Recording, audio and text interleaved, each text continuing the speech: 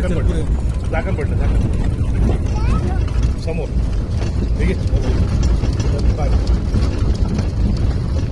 मी ह्याच्यातून काढत आहे माझ्या फोनमधून.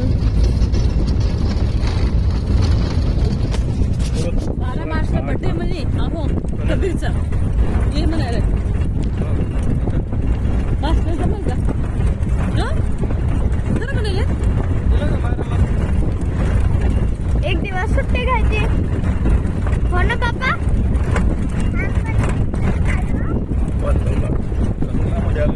बघायला काय काय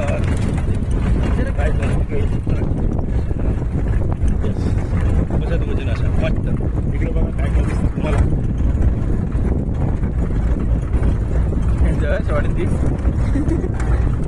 व्हिडिओ काढतो होतो. नाही नाही बेटा हे राहू दे.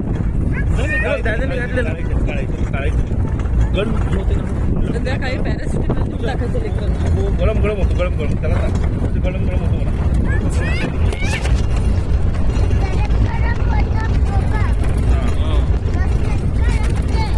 ताप येते.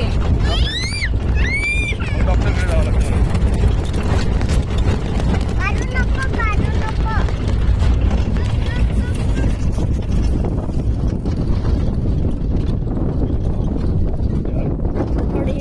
फास्ट केली गायबच झाली.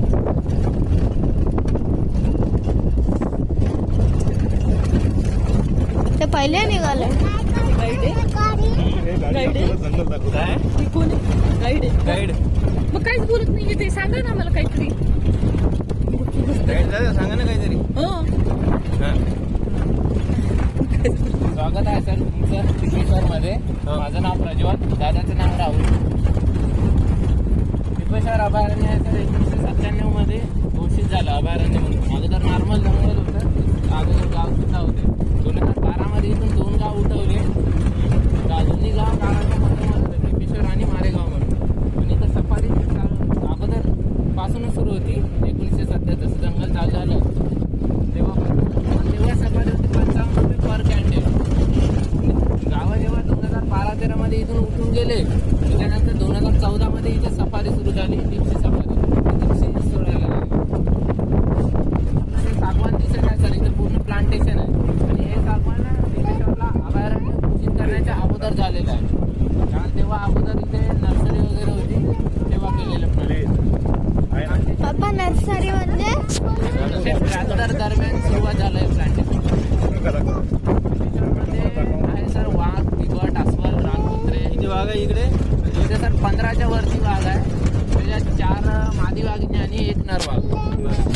तिकडचा जो एरिया आहे तो आहे 148 चौरस किलोमीटर. त्याच्यात 4 वाघिणी आणि 1 नर वाघ राहू शकते. एका मादी वाघिणीला टेरिटरी लागते 25 ते 30 चौरस किलोमीटर. तिकडच्या एरियानुसार 4 वाघिणी मग ते दुसरं जंगल त्यांना हवं स्वतः मायग्रेट. इथं वाघ आले कधी आधीपासूनच आहे. ते गाडी ठेवली आहे आपण ते बघायचं. स्टँडिंगमध्ये कसं होतं म्हणजे पाणीच्या तिकडे होतं का कसं? पाण्याच्या ठिकाणी जास्त तर पाण्याच्या ठिकाणी. हा बफर आहे की काय? पूर्ण कोवर सर. बफर कोवर असे कोण काढलेले नाही आहे. असं आहे का? गेटच्या अंदरपासून पूर्ण कोरच आहे बफर नाही तर.